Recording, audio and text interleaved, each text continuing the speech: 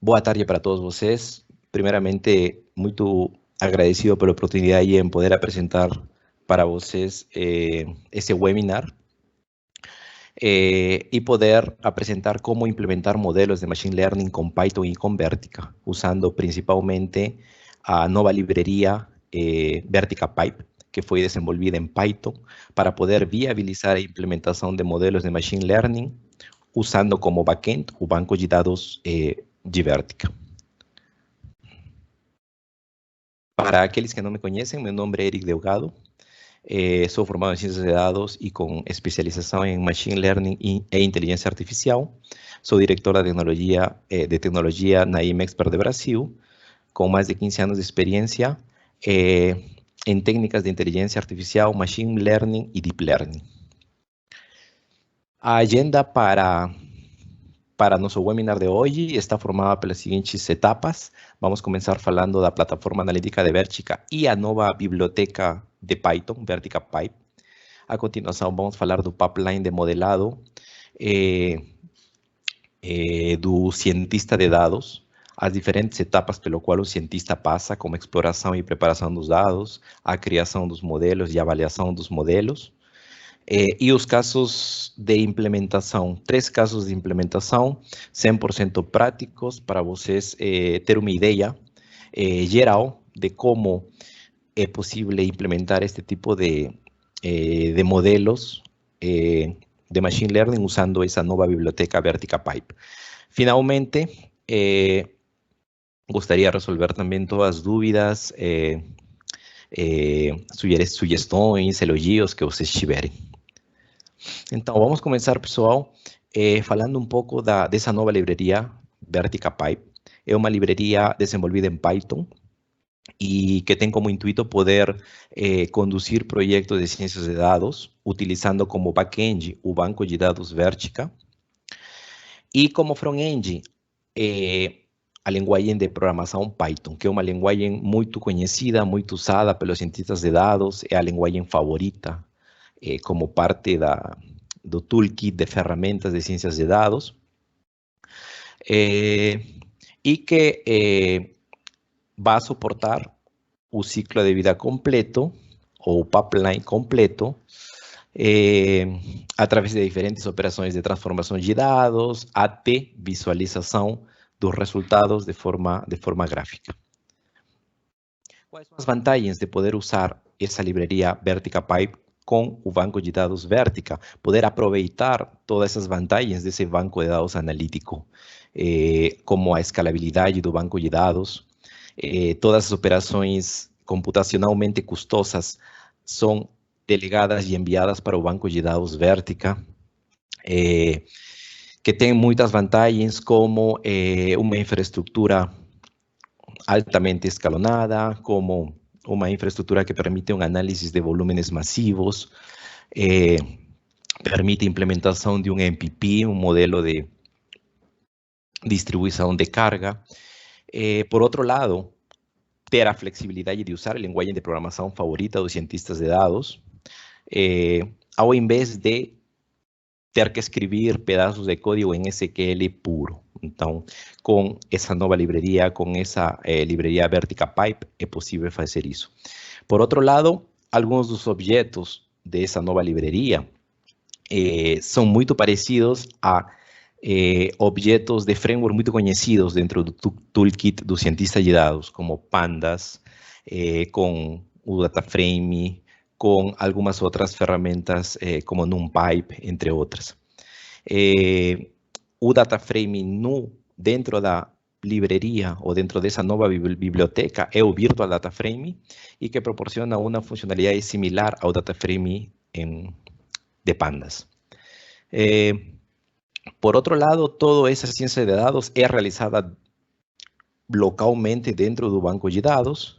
Vertica Pipe aproveita isso, aproveita a vantagem do banco de dados e todas as funcionalidades avançadas analíticas que o banco tem, para poder simplificar todo esse processo dentro da vida do cientista de dados. Falando um pouco do pipeline do modelo de dados, a primeira parte do pipeline é exploração, é explorar os dados. A gente precisa explorar, a gente precisa entender os dados. Para isso, Vertica tem uma ampla gama de funções analíticas que vocês podem ver aqui do lado direito, para poder realizar estatísticas descriptivas, para poder realizar ou usar funções de visualizações de gráficos, para poder plotear os dados, para poder correlacionar as informações através de funções de correlação, funções de dependências e funções que permitam calcular as relações estatísticas. Então, Vertica Pipe tem uma ampla gama de funções para esse fim. Após a exploração, a gente precisa preparar os dados.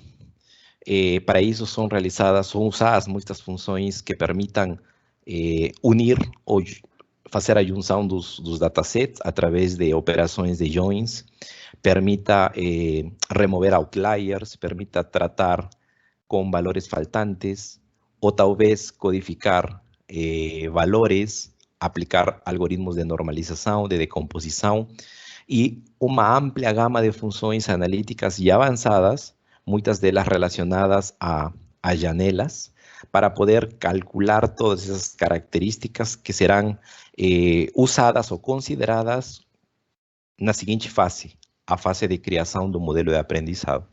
Nesta fase, Vertica Pipe tem uma ampla gama ou livraria de modelos de aprendizado para poder implementar modelos de regressão, ou modelos de classificação, ou modelos de agrupamento, ou modelos de séries de tempo. Como parte dos modelos de regressão, poder resolver demandas de previsão de vendas futuras, ou talvez poder prever o custo de um apartamento, considerando as características atuais, como parte de algoritmos de classificação binária, poder predecir falhas de equipamentos, ou predecir se um e-mail é spam ou não, ou poder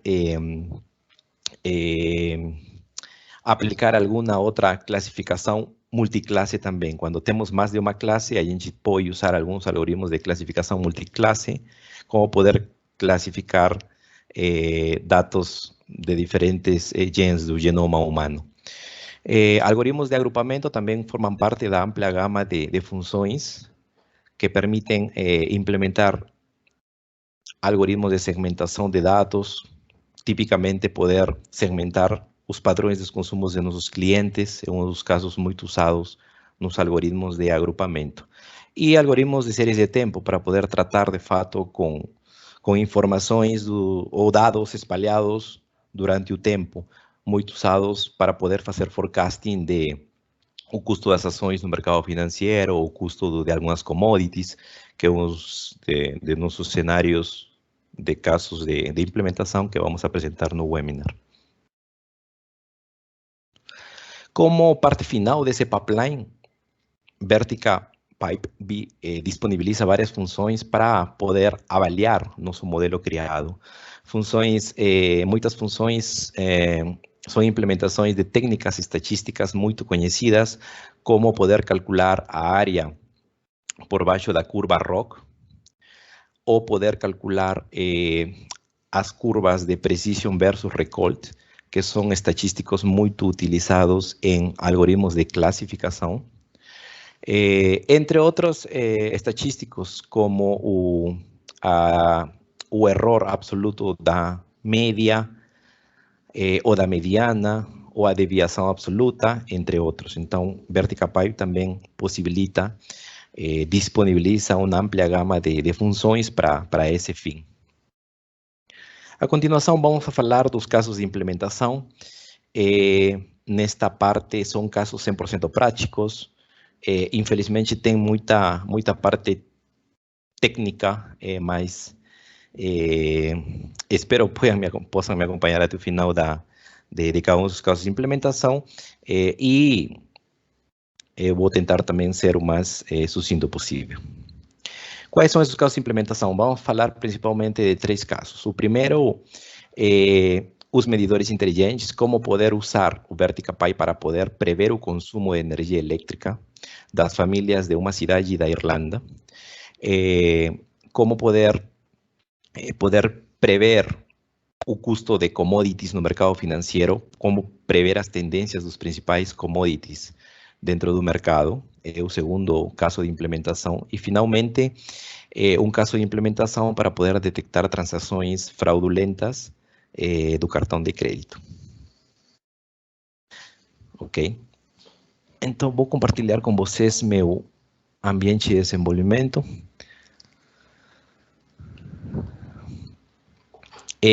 Vocês estão visualizando o Jupyter Notebook, que é uma ferramenta muito comum, muito tradicional, usada dentro do toolkit do cientista de dados. Tem células, e nas células a gente coloca pedaços de código em Python e executamos os pedaços de código e a gente pode visualizar os resultados. Então, para esse primeiro caso de medidores inteligentes, vamos a usar a biblioteca Vertica Pipe para poder prever o consumo de eletricidade das famílias de uma cidade da Irlanda, através de, ou seguindo todo o pipeline do cientista de dados, desde a exploração e preparação dos dados, até a criação do modelo e avaliação do modelo de aprendizado de máquinas. Os datasets usados são datasets públicos, com informação de dados de consumo de energia elétrica, de dados de clima, de dados dos medidores de energia. A primeira parte do pipeline, na primeira parte, vamos a explorar esses dados. Para isso, a gente precisa de ler esses datasets que estão disponibilizados em arquivos CSVs e poder carregá-los em tabelas dentro do banco de dados de Vertica. Então, na primeira parte desse código, a gente está fazendo uma conexão com o banco de dados e nós estamos lendo os arquivos CSVs para poder carregá-los dentro de as tabelas do banco.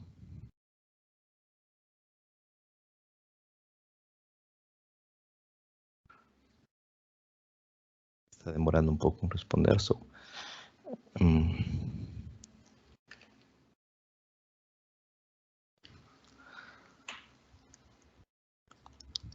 um minuto.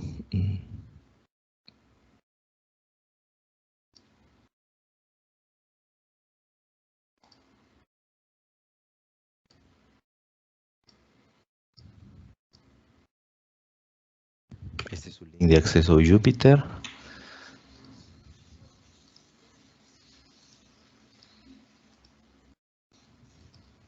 Vamos a parar os processos.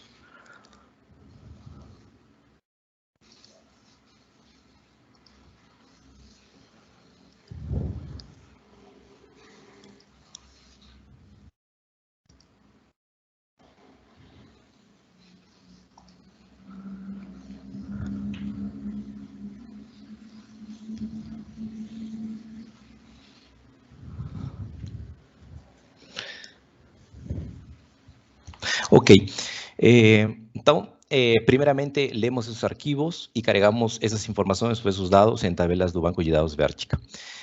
Podemos ver aqui o resultado desses datasets. O primeiro dataset tem os dados dos consumos de energia. Podemos visualizar nesta coluna value todos os consumos de energias em intervalos de 15 em 15 minutos para cada um dos diferentes medidores. Aproximadamente são 1 milhão e pouco registros para esse dataset. O segundo dataset corresponde a um dataset com os dados do clima, tem a informação da temperatura e da umidade associada a uma data-hora específica. E o último dataset corresponde à informação dos medidores. Tem informação da latitude e longitude, da localização específica dos medidores e o tipo de residência onde o medidor foi instalado. Primeiramente, como parte da exploração dos dados, precisamos tentar juntar esses datasets. Então, para isso, vamos a usar uma função de join. Essa função vai permitir poder correlacionar o dataset de consumo com o dataset com a informação do clima. Para isso, Vertica permite a interpolação de dados. possibilitando descobrir a data mais próxima dentro de um registro para poder fazer o join, caso não exista uma correspondência exata desse valor da chave, que no caso é a informação da data, no outro dataset. Então, executando esse pedaço de código, nós podemos criar um novo data frame com essas duas informações já relacionadas. Então, temos a informação aqui dos medidores, com os valores dos consumos, e temos a informação do clima, principalmente a umidade e a temperatura. A continuação, vamos analisar a informação o dataset dos medidores. Este dataset é muito importante. Em particular, o tipo de residência é provavelmente um bom indicador do uso de eletricidade, mas para isso vamos a tentar segmentar em diferentes regiões, utilizando as informações de latitude e longitude. Para isso vamos começar executando um processo de uma função de agregação para poder identificar o valor mínimo e o valor máximo dos valores dessas variáveis de latitude e de longitude. A continuação, vamos a visualizar através de um gráfico de esparção todos esses medidores, usando evidentemente as informações de geolocalização dentro de um mapa. Esse mapa corresponde ao país de Irlanda. Então, visualmente podemos ver que a princípios o número de agrupamentos poderia ser 5 ou maior a 5. Mas vamos confirmar essa nossa hipótese utilizando um método estatístico, um método de Elbow, que o que visualiza é o seguinte: realmente podemos usar como um valor de agrupamento, como valor K do algoritmo de K-means, o valor 5, ou um valor superior ao 5. Então, no caso, nós vamos considerar o valor do 5. A continuação, vamos a utilizar essa função ou esse algoritmo de agrupamento, o algoritmo de K-means, disponibilizado dentro da biblioteca de Vertica Pipe, com um valor ou um hiperparâmetro de 5. Vamos a começar tentando fazer essa segmentação com 5 agrupamentos.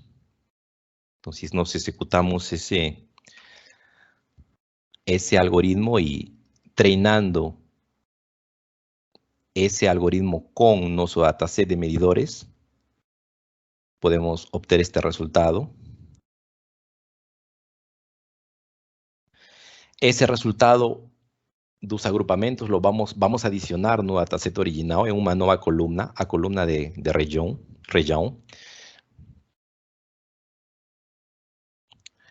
Para isso, vamos usar a função de predição, o predict, desse modelo. Então, como vocês podem ver, cada um desses medidores já tem uma informação correspondente à região desse medidor. Vamos ter, no caso, 5 regiões, né, do valor 0 ao valor 4. E podemos ver novamente no gráfico de esparção a mesma informação prévia, mas agora destacando os agrupamentos, no caso 5 agrupamentos, destacando em diferentes cores. Como seguinte etapa dentro do pipeline, temos a preparação dos dados, o enrichment. Então, nesse passo, vamos a fazer o join do dataset com a informação do consumo e do clima, com a informação dos medidores e da região onde esses medidores estão ubicados ou localizados, graças a nosso algoritmo de agrupamento. Então, nós vamos fazer com essa função join esse agrupamento e, finalmente, temos um dataset ou um data frame com todas as variáveis de interesse. A data do registro, o identificador do medidor, o valor do consumo, a umidade e temperatura nesse momento exato, o tipo de residência onde esse medidor foi instalado e a região onde esse medidor foi ou está localizado. Mas temos alguns valores ausentes e isso podemos comprovar usando uma função de agregação dentro desse dataset único, podemos visualizar que tem alguns valores faltantes na variable valor, tá? Então, nós vamos a tratar esses valores faltantes usando outra função que permite remover esses valores faltantes. Então, dessa vez, a percentagem é 100%. Já com os valores faltantes ou ausentes removidos do dataset, que foi resultado da junção desses 3 datasets inicial, vamos a salvar essas informações no banco de dados Vertica, que já foi salvo, na verdade.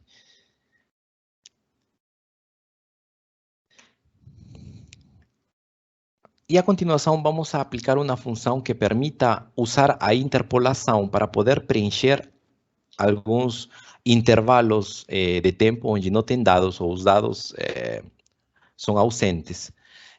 Uma interpolação permite poder preencher quaisquer lacunas de dados dentro de um dataset, e isto é muito importante para poder criar modelos de séries temporais.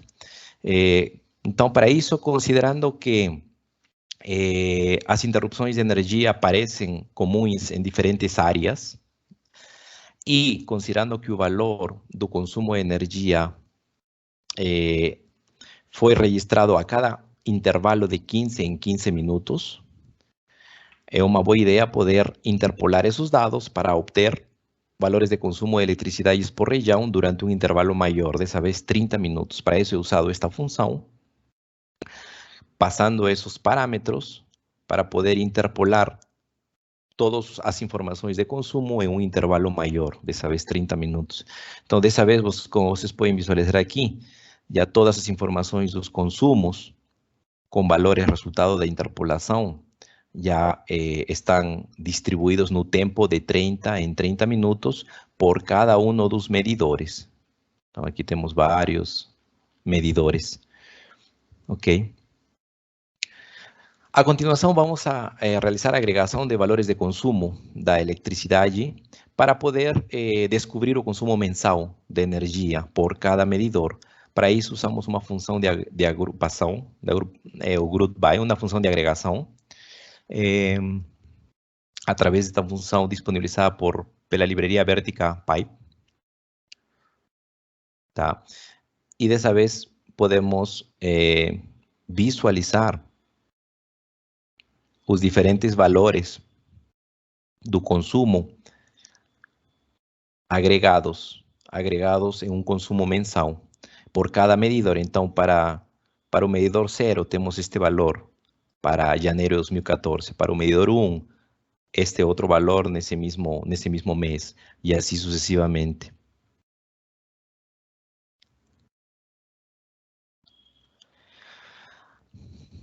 A continuação, vamos a detectar outliers e vamos a tratá-los.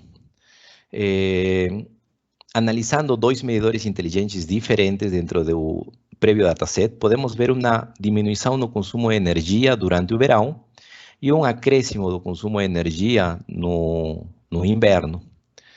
Como vocês podem ver aqui nos 2 medidores, no medidor 10 e no medidor 12, podemos visualizar picos de consumo de energia durante este intervalo de tempo, aproximadamente em janeiro, né?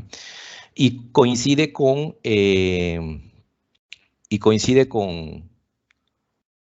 inverno. Então, durante a época de dezembro, janeiro e fevereiro, é inverno lá na Irlanda. A gente está usando o dataset desse país. Então, realmente, a gente pode ver acréscimos durante esses intervalos de dezembro, janeiro, e diminuição do consumo durante os intervalos de junho, julho, que correspondem a verão. Lá, o verão começa em junho, aproximadamente. Aqui, nestes picos tanto no ano 2014, temos os valores diminuídos, de consumo diminuídos, durante esse intervalo de junho, e em 2015 também. É importante destacar que nesse dataset temos informação de 2 anos, do ano 2014 e do ano 2015. Neste outro medidor, podemos também ver os seguintes consumos, né? Os valores mínimos para essa época do ano, para verão, aproximadamente em julho, e aqui do ano 2014 e em junho do ano 2015. Para poder determinar quais são os valores discrepantes ou os outliers, usamos uma função embértica, usamos uma técnica, a técnica de Z-score. Essa técnica de Z-score vai a calcular o número de desvios, padrões, distantes da média de um determinado ponto de dados. Então, a gente aplica aqui uma função analítica para isso e podemos identificar alguns outliers. Nesse caso, são 4 registros de 4 medidores distintos com valores de consumo muito altos, muito fora da curva com relação aos valores de outros medidores. Então, aqui a gente pode ver picos de quilowatts-hora muito altos durante esse intervalo de dezembro. Isso para esse primeiro medidor, para o segundo também, para o terceiro também e para o quarto a mesma coisa. De fato, neste quarto tem um consumo muito alto durante um período de tempo ou uma estação diferente. No caso antes de verão. Ok? Então, dessa forma, nós identificamos esses outliers e desconsideramos eles do dataset que será usado para realizar a criação do modelo e o treinamento. Como próximo passo, podemos codificar alguns dados, caso for preciso. No caso de nossas variáveis, a maioria delas são variáveis categóricas, então vamos codificá-las usando um algoritmo de codificação one-hot encoding para isso. Com esse método, na biblioteca VerticaPipe, conseguimos poder codificar esses valores de estas columnas, a columna de região, a columna de tipo de residência, a columna de mês. Então, por cada um dos diferentes valores de essas variáveis, vamos a criar valores correspondentes em novas columnas como resultado desse algoritmo de codificação. Esse algoritmo de codificação é um algoritmo de codificação, é um algoritmo vectorial binário, então só vai criar novas columnas com valores zeros e unos, correspondentes a aos diferentes valores originais. Então, por exemplo, no caso do mês 1, que é o mês de janeiro, todos esses vai ser criada uma nova coluna para esse mês, com todos os valores em 1 para o mês de janeiro. E para os seguintes meses, todos eles vão ter o valor de 0. Então, dessa mesma forma, he criado várias colunas para cada um dos meses, que é uma das variáveis que a gente está considerando dentro desse algoritmo de codificação, e dessa mesma forma para as outras variáveis. A continuação, vamos a executar a matriz de correlação desse dataset, que já tem a informação agregada mensalmente. Para isso, usamos esta função de correlação. Tem vários métodos de correlação por estatísticas de Pearson, de Spearman, entre outros. Nós estamos utilizando o padrão tradicional, que é a estatística de Pearson. E aqui podemos ver, nesta matriz de correlação, uma informação muito importante. Se nós focamos nossa atenção no valor do consumo, podemos ver que esse valor tem uma alta correlação com alguns meses do ano. Por exemplo, com janeiro, dezembro e janeiro tem uma alta correlação positiva, que realmente corresponde ao período de inverno. E tem uma alta correlação negativa com os meses de junho e julho, como foi comentado, né? Durante esses períodos, dessa estação de verão, os consumos são menores. Mas também podemos visualizar que tem uma alta correlação positiva com a umidade e uma alta correlação negativa com a temperatura. Então, isso está refletindo uma informação muito importante, né? Que a maior umidade, talvez o consumo seja maior, e a menor temperatura, o consumo seja maior também. Então, a matriz de correlação permite refletir isso, essas correlações entre as variáveis que estão sendo usadas.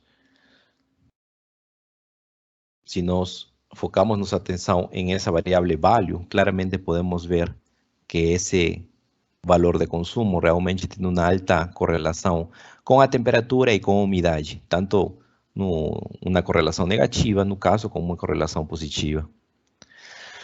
Aqui neste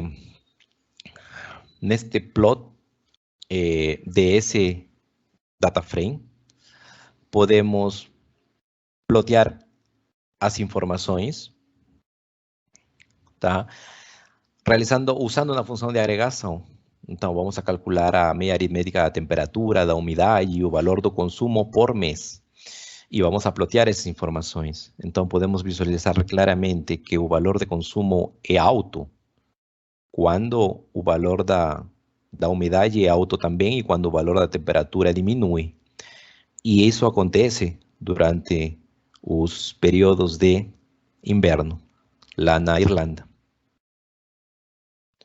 Então, isso está confirmando nossa hipótese inicial. Mas poderíamos também calcular uma previsão simples usando funções analíticas, ou funções analíticas simples em Vertica, como uma função de lag. Esta função permite poder calcular deslocamentos prévios a um registro atual. Então, no caso, vamos a usar os valores de consumo médio do ano 2014 para poder prever os valores do consumo do ano 2015. Isso usando uma função analítica simples em Vertica. Ainda não estamos usando uma função de fato de machine learning, que a gente vai ver um pouquinho mais na frente.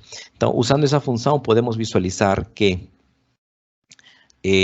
para os registros do ano 2015, podemos ver que realmente o valor da previsão, que é o valor é a linha em laranja, se ajusta perfeitamente ao valor real dos valores.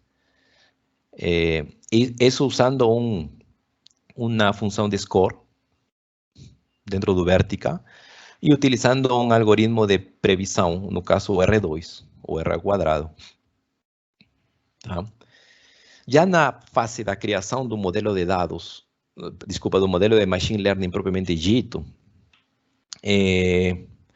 vamos a criar um modelo de regressão lineal com o intuito de poder prever esse valor de consumo, que é um valor numérico, por isso é uma regressão lineal, considerando como variáveis independentes ou preditoras a temperatura e a umidade, que foram as duas variáveis com maior correlação que nós analisamos nos passos anteriores. Então, se a gente cria esse modelo e nós executamos o treinamento neste passo e geramos o reporte desse modelo criado, podemos ver os seguintes indicadores. Então, o coeficiente de R quadrado ajustado tem quase um valor de 78%, que é um valor bom, aceitável. Quanto maior seja esse valor, mais explicativo o modelo linear é, ou mais ajustado a amostra resulta. Então, o modelo parece ser bom e indica que pelo menos uma dessas variáveis preditoras realmente é muito útil. Finalmente, se nós consideramos ou calculamos esse residual entre esse valor da predição e o valor atual nesse consumo, nesse registro, podemos visualizar neste gráfico de dispersão alguns residuais, são poucos na verdade, mas tem a variância do error muda bastante entre os valores. Finalmente, durante o passo da avaliação do modelo, podemos executar esta função Regression Report, que vai gerar um relatório do resultado do modelo, onde podemos ver que o erro absoluto da mediana é um valor baixo, aproximadamente um 13%. Isso indicando, sinalizando que nosso modelo é um modelo com uma precisão aceitável e que pode ser usado para poder realizar previsões sobre o consumo de energia das residências por região. É importante destacar que este caso de uso, evidentemente, possibilitaria disparar uma alerta ou regular a eletricidade distribuída em uma determinada região quando o consumo ultrapasse um determinado limite. Né? Então, esse é o primeiro caso que eu queria apresentar para vocês. No segundo caso de implementação,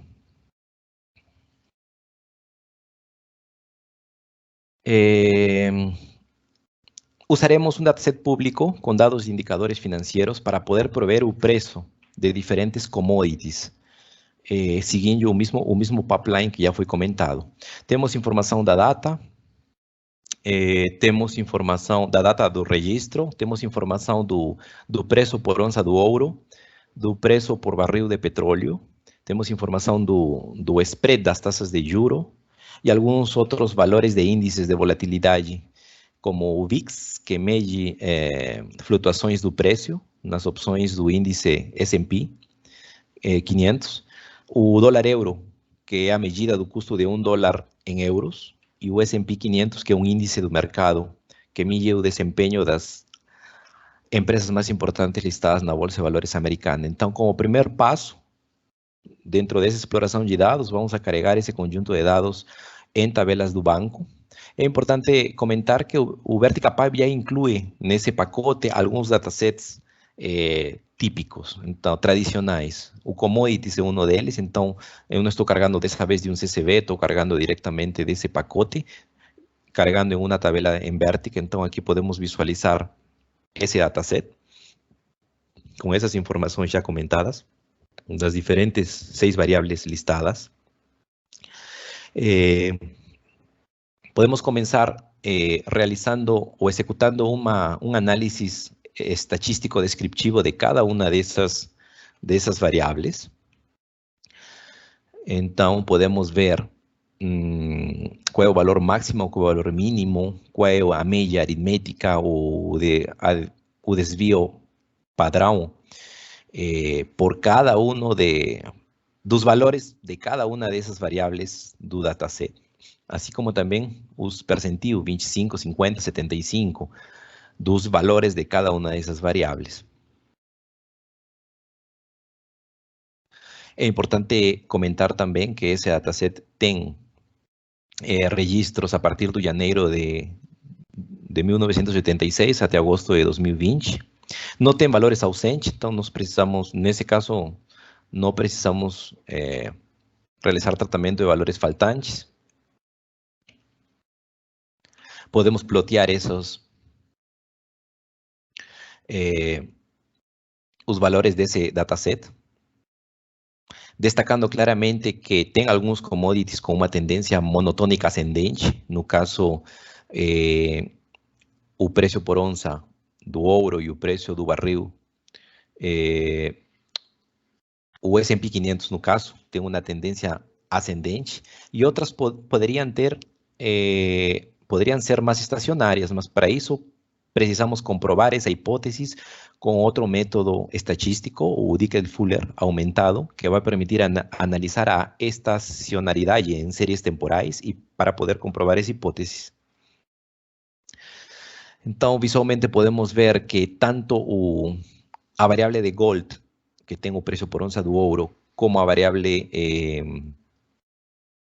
do S&P 500, com os valores ou indicadores das ações mais importantes da Bolsa de Valores de Estados Unidos, realmente tem uma tendência ascendente, pois não tem um valor estacionário considerável.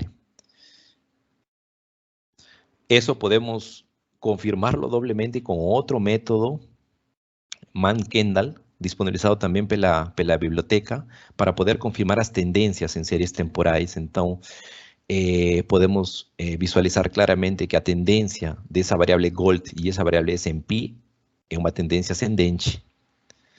Como fase da na preparação dos dados, vamos a calcular o tempo decorrido dos valores de cada indicador, considerando a data mínima desse dataset, que corresponde a janeiro do ano 1986. Isso para poder calcular os dias decorridos e entender se tem alguma correlação com essa tendência ascendente. Isso a gente confirma com uma matriz de correlação, então realmente podemos ver que essa variável de dias decorridos tem uma alta correlação com S&P 500 e com o indicador Gold, com o preço de onça do ouro.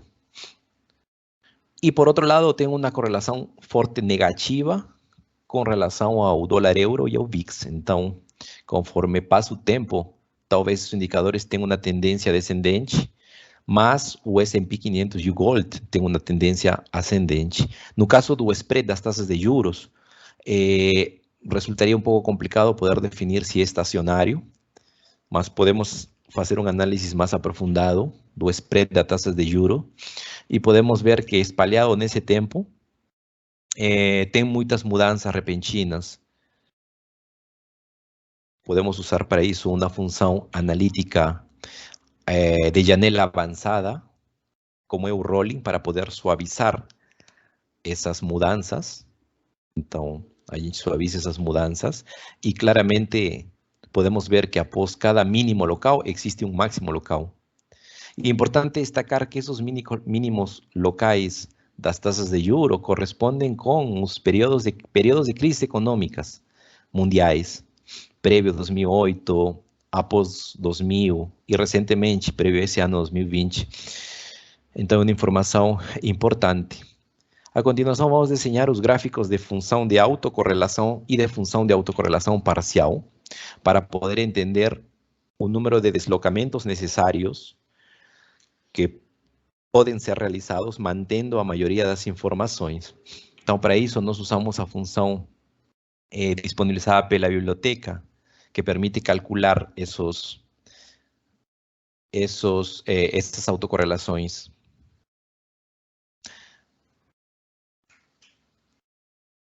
Considerando sempre a variável em análise, que é a spread da taxa de juros, né? E o que pode ser importante, poder descobrir ou ver que realmente existe uma influência dos dois últimos valores em spread, que fazem muito sentido. Então, quando a curva muda ligeiramente de direção, aumenta até atingir um novo mínimo ou diminui até atingir um novo máximo, sendo esses valores recentes muito importantes na previsão em um modelo autorregressivo. Então, os mínimos locais dos spreads das taxas de juros são indicadores de uma crise econômica, como foi comentado, e isso podemos confirmá-lo com uma matriz de correlação. Então, nesta matriz de correlação, podemos visualizar que os valores das commodities mudam drasticamente, mas tem uma forte relação entre elas. Tipo, o indicador Gold tem uma alta relação com o indicador do preço do barril do petróleo e com o indicador do S&P 500. Tem uma correlação, no caso, positiva. E uma correlação negativa com o indicador dólar-euro ou o indicador VIX. E dessa mesma forma com os outros indicadores. Então, nesse cenário, um modelo de autorregressão vectorial, que é uma subclassificação de um modelo de regressão, pode ser usado para poder examinar essas relações lineares entre cada variável e que vai permitir uma adequada previsão dos custos das commodities. Então, já na fase da criação do modelo de dados, vamos a criar um modelo de autorregressão vectorial, usando essa função de regressão linear. E esse modelo vai ser treinado com nosso dataset, que já foi preparado e explorado, considerando essas variáveis de interesse. E nosso modelo vai gerar um score, tá? Com o estatístico R ao quadrado. E podemos ver que os valores são altos. E isso é muito bom. Isso realmente reflete que nosso modelo é excelente. Enquanto os valores do R quadrado sejam maiores, maior o modelo, mais expressivo o modelo é e mais se ajusta à amostra que a gente está usando. Então, usando esse modelo, vamos a plotear as previsões. Então, no caso do indicador com o preço por onça do ouro, podemos visualizar como vão ser os preços no futuro, a posteriori o ano 2020, 2030, 2040. Realmente vai ter uma tendência ascendente, como foi já comentado. No caso do indicador com o preço por barril do petróleo, a mesma coisa vai ter uma tendência positiva também, não tão pronunciado quanto ao ouro. No caso do spread das taxas de juros, a tendência é uma tendência descendente. Conforme o tempo passe, esse spread poderia diminuir. E no caso dos indicadores VIX e dos indicadores dólar-euro, tem uma tendência ligeiramente ascendente também, como vocês podem visualizar nesses dois últimos gráficos.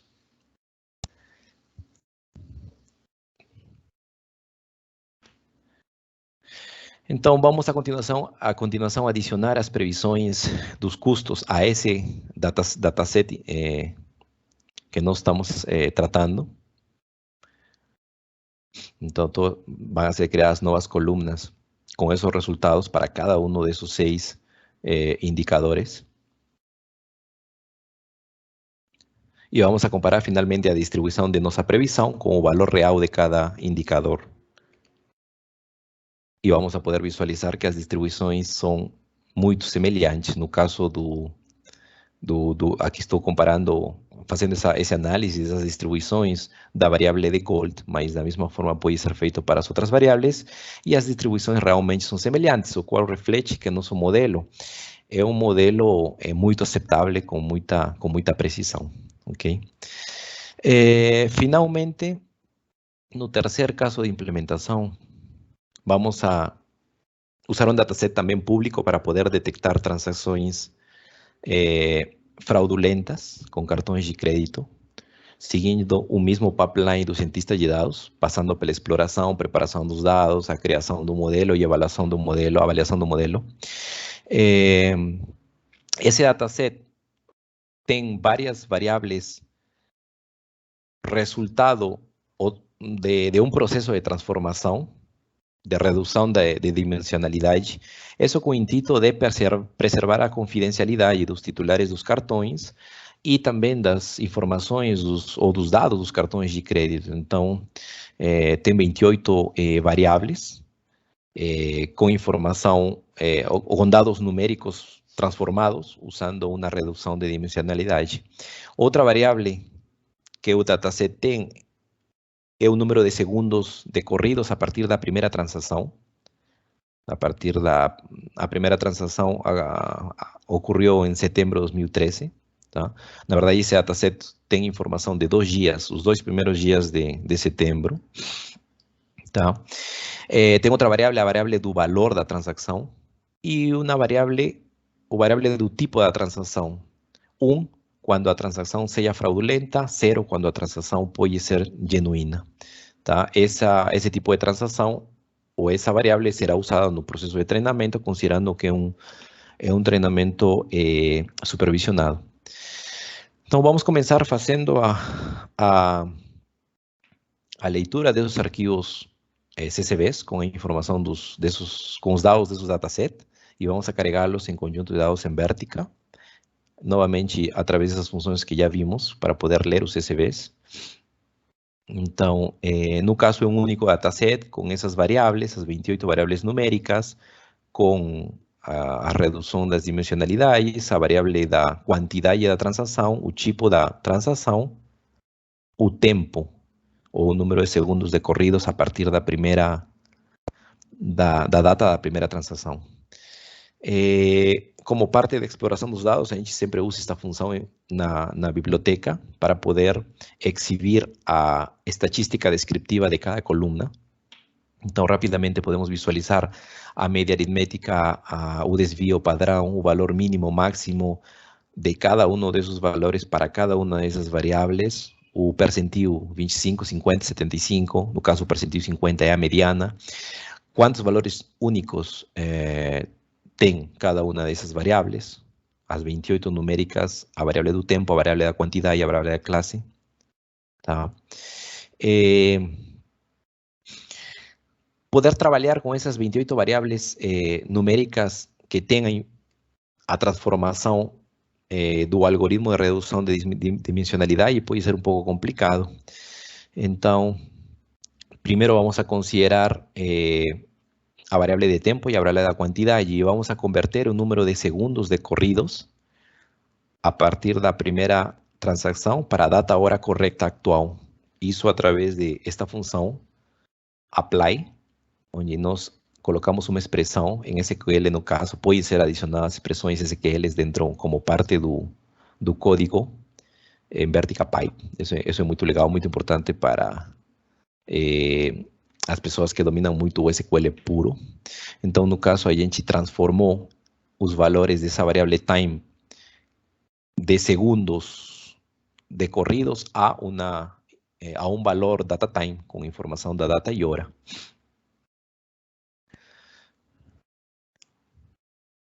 Ok.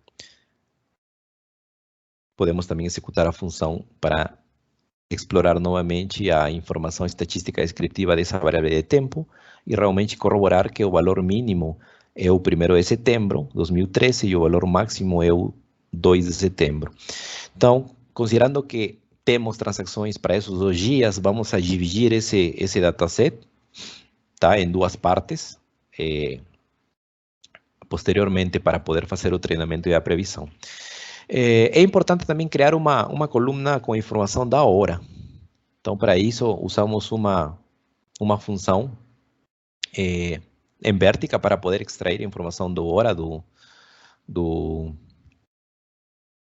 data time.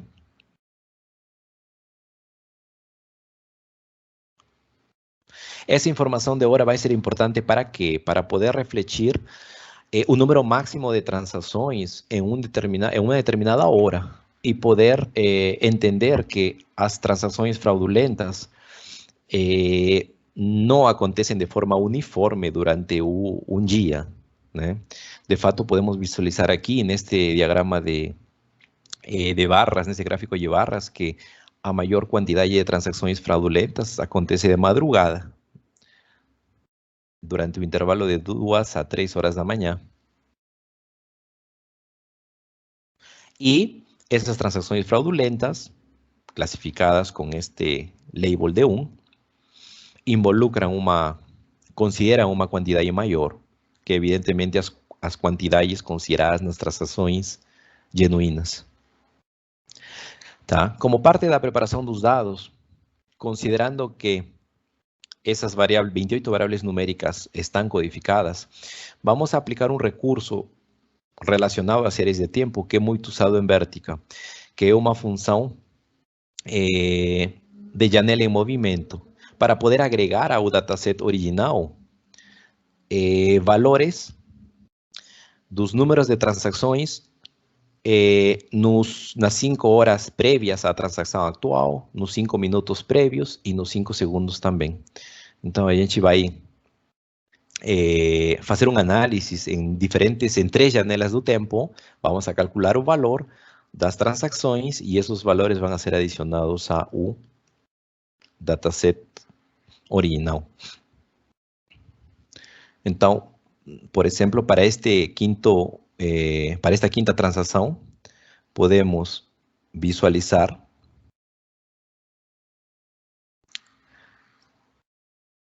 os seguintes valores. Existem 5 transações prévias a essa transação atual durante um intervalo de 5 horas. De fato, são as 5 que a gente está vendo. Existem 2 transações prévias à transação atual durante um intervalo de 5 minutos. De fato, seria esta e a seguinte, estão dentro de um intervalo de 5 minutos. Tá?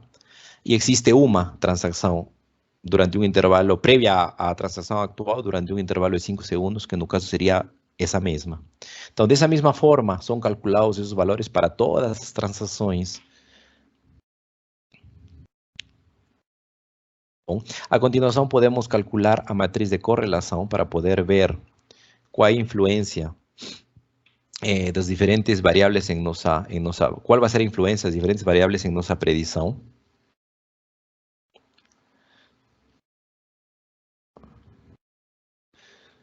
Então, aqui podemos visualizar que existe, de fato, uma correlação de alguma dessas variáveis numéricas com o tipo de transação, se é uma transação fraudulenta ou genuína, tá? Mas é no caso, uma correlação negativa, tá? Não é uma correlação não é uma correlação positiva forte. E no caso, não existiria uma correlação de esse tipo de transações com estas variáveis que foram calculadas usando esta função de Janela em movimento. Então, realmente foi descoberto que não existe uma correlação linear entre essas variáveis, mas algumas dessas variáveis podem exercer uma influência em nossa predição. Finalmente, vamos salvar esse dataset no banco de dados, em uma coluna de banco de dados, para, a continuação, poder criar, de fato, o nosso modelo. Para isso, vamos a segmentar, como já foi comentado, o dataset em um dataset para o treinamento e em outro dataset para os testes. No caso, para o dataset de treinamento, vão ser consideradas transações do primeiro dia de setembro, e para o dataset de teste, vai ser usado as transações do segundo dia, no caso do dia 2 de setembro.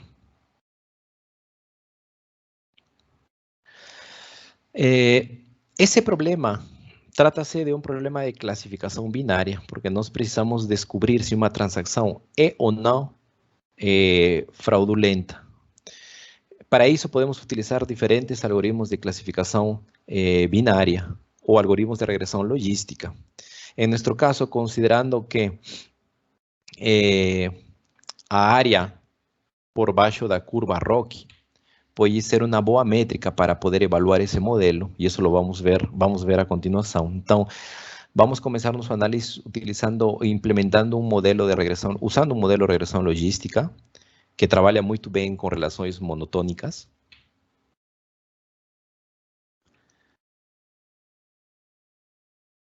Para isso, vamos executar essa função Logistic Regression. E essa função vai gerar os seguintes indicadores. O C-value, o P-value, são indicadores de performance do modelo. E baseado nesse relatório, podemos ver que realmente nosso modelo é um modelo bom para poder detectar eventos não fraudulentos. Por quê? Porque a área por baixo da curva ROC é alta. E a área por baixo da curva Precision e Recall tem valores consideráveis.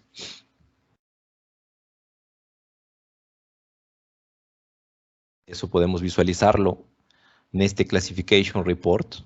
Vocês podem ver aqui, a área por baixo da curva ROC tem quase 95%. E a área por baixo da curva Precision e Recall, que é o PRC, também tem um valor aceitável. Então, isso reflete que nosso modelo é um modelo aceitável.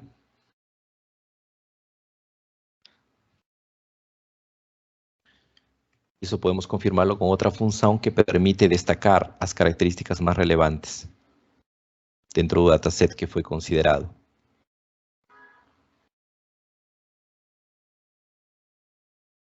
Tá bom?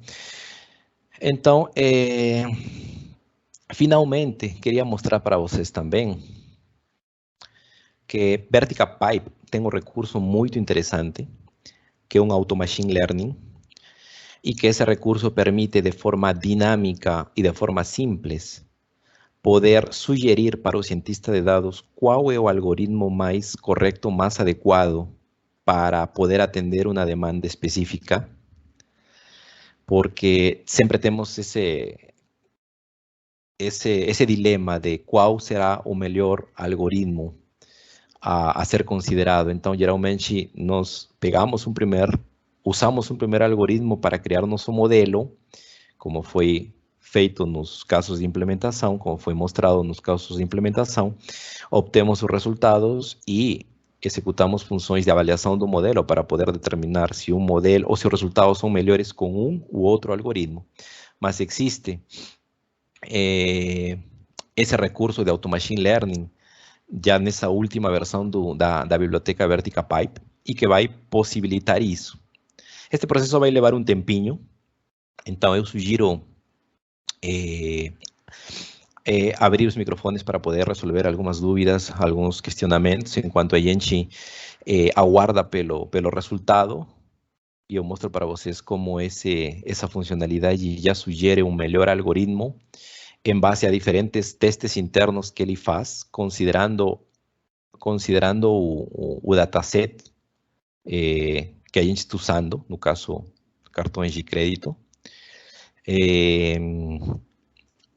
e com o score que esse processo está gerando para cada um desses algoritmos. Então, baseado nessa informação, já dá um norte muito claro de qual poderia ser o melhor algoritmo para poder atender uma demanda específica.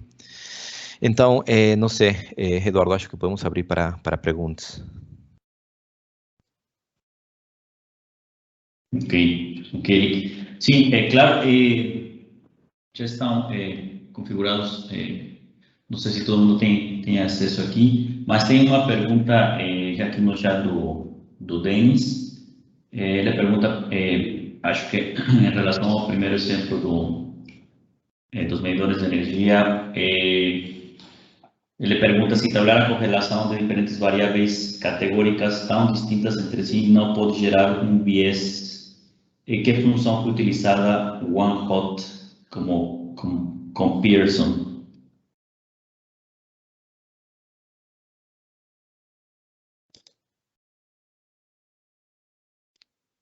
Eric?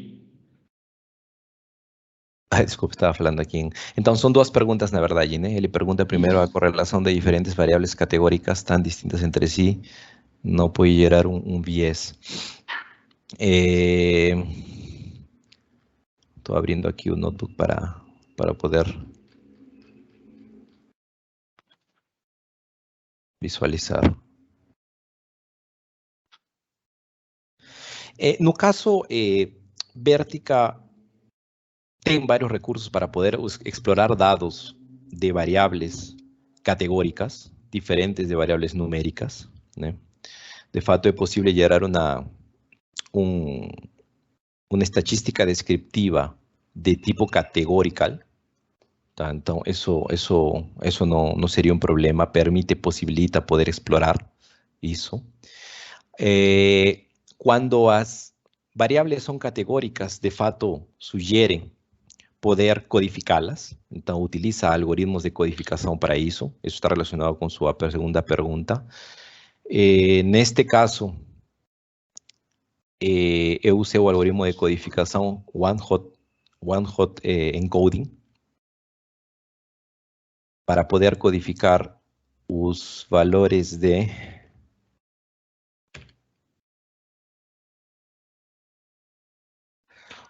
da região, tipo de residência e o mês. Mas poderiam ser qualquer outra variável categórica, poderia ser usada também para poder, poderia ser uma boa candidata para poder ser codificada. Este algoritmo OneHot Encoding é executado através desta função getDummies. Então, se a gente quer dar uma olhada melhor, a maior profundidade nos parâmetros que essa função recebe, ou que hiperparâmetros usa internamente, isso a gente pode ver na documentação, na extensa documentação da biblioteca Vertica Pipe. Eu estou entrando aqui para visualizar. Então, aqui aplica algoritmos de codificação OneHot ¿Y cuáles son los parámetros que recibe? A lista de columnas que serán usadas para poder entrenar ese modelo de codificación. Un threshold de carnalidade. Un prefixo delimitador também do processo do algoritmo de codificação, entre outros parâmetros que vocês veem aqui. Como é que funciona este algoritmo de one-hot scoding? É um algoritmo vectorial binário.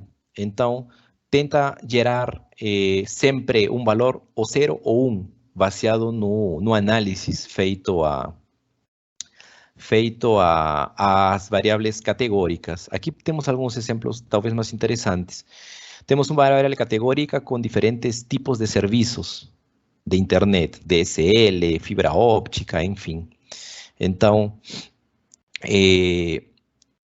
vai gerar novas colunas esse processo de codificação com esses diferentes tipos ou categorias.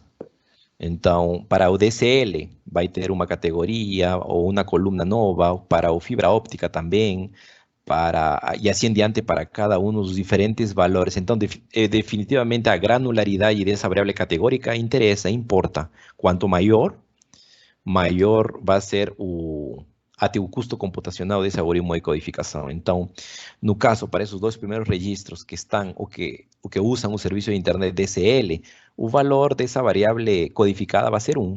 Então, e assim sucessivamente é feito para as diferentes variáveis.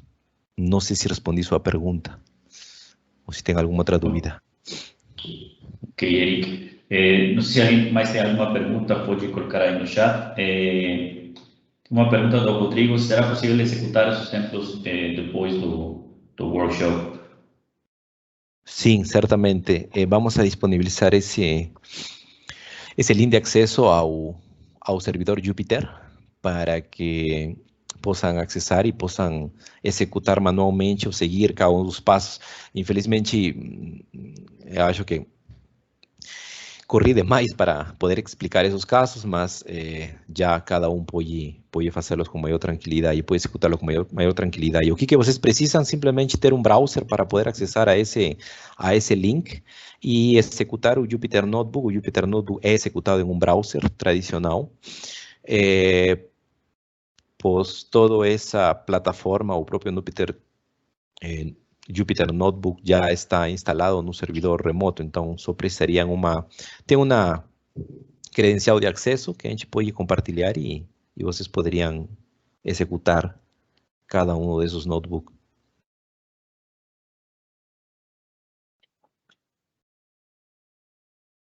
Ok.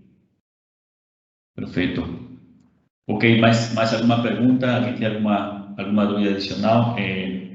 Não sei se no exemplo de Auto Machine Learning vamos finalizar, Eric. Certamente.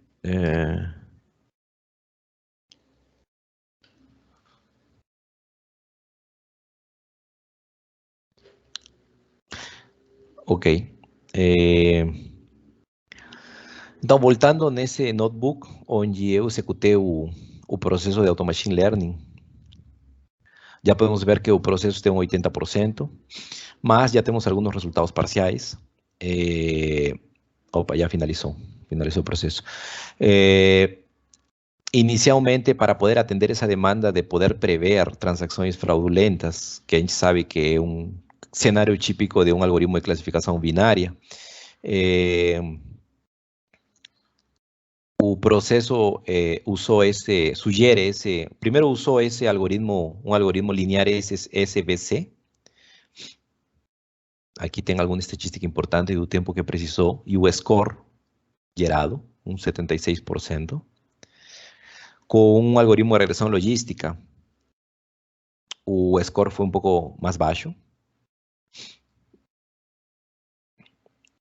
De fato, nós usamos esse algoritmo, então, na verdade, pode ser tranquilamente usado outro, o Linear CSV, com um Random Forest Classifier, que é um algoritmo também de classificação binária. O tempo precisado foi isso, e o score foi quase um 84%.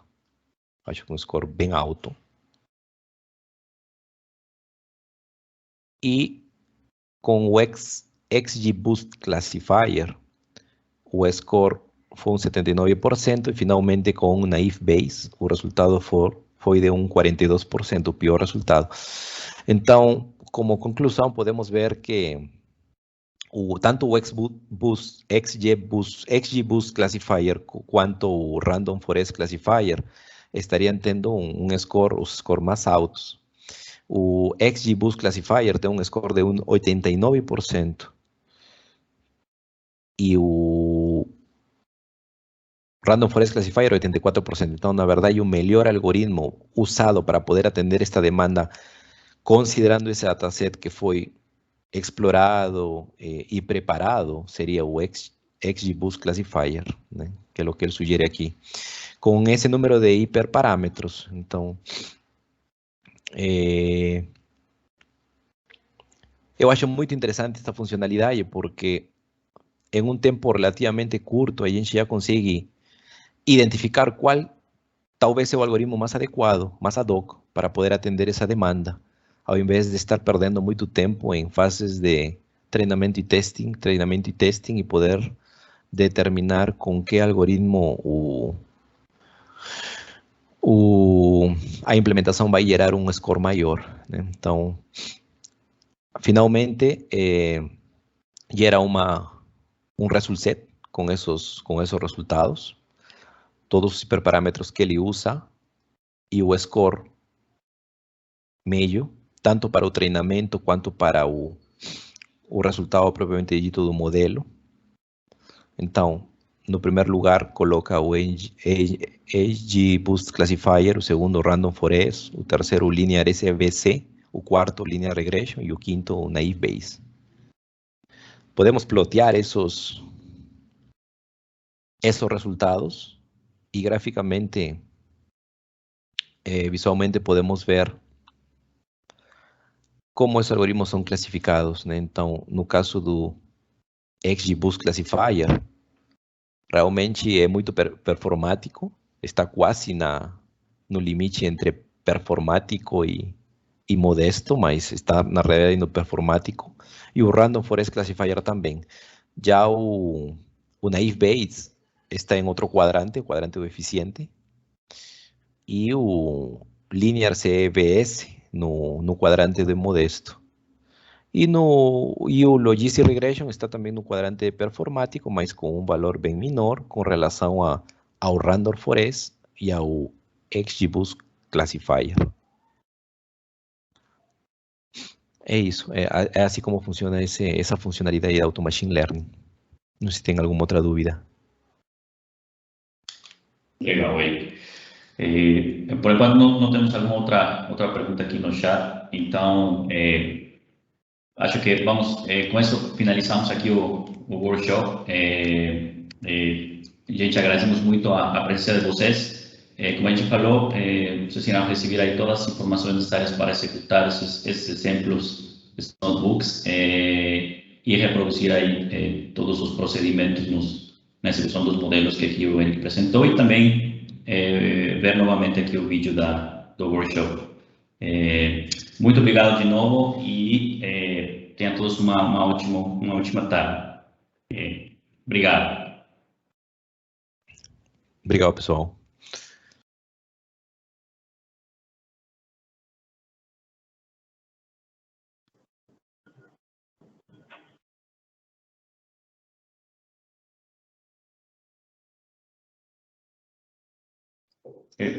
Eric? Oi? Bom, apareceu uma última pergunta do Denis. Ele pergunta se o Vertica tem IDE. Perfeito, estava respondendo aqui. Propriamente dito, não tem um IDE, porque um IDE é um entorno de desenvolvimento integrado, mas tem uma consola de gerenciamento de recursos. Vertica é um banco de dados analítico, é usado como backend na implementação de modelos de machine learning usando Vertica Pipe.